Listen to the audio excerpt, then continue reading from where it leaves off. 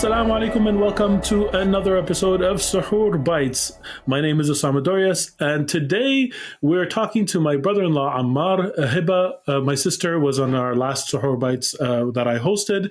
Ammar is her husband. Ammar is also a person that I mentioned when I talked about the best kebabs in the world, the best Iraqi kebabs, and I said my brother-in-law makes the best Iraqi kebabs.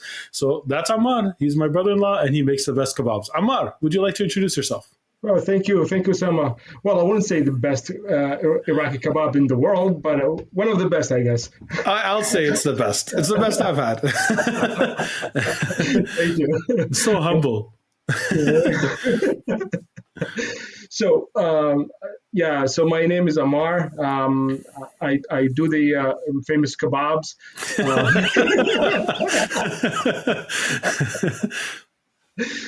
I actually grew up. I was born in Iraq.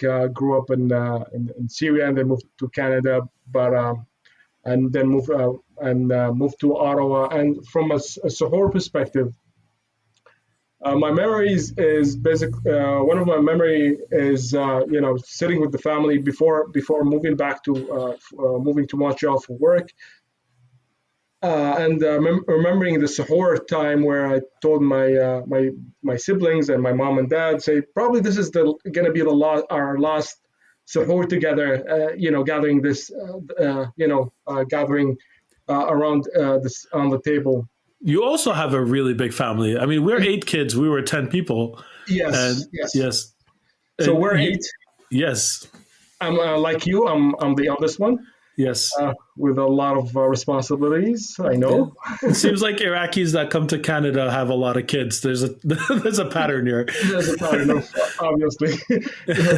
First generation, not the second. Yeah.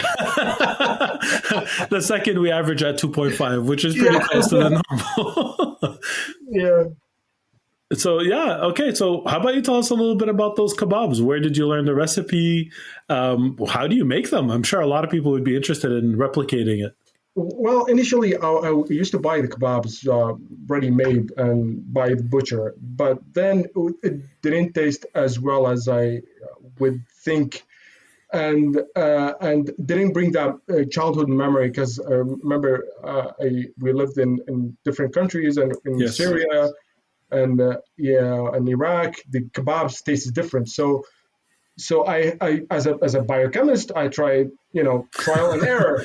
So I used my biochemistry background to recreate that I guess the taste of kebab, Iraqi kebab. So through a trial and errors, I bought the ground meat and tried to mix it with a different ground meat, from beef and veal.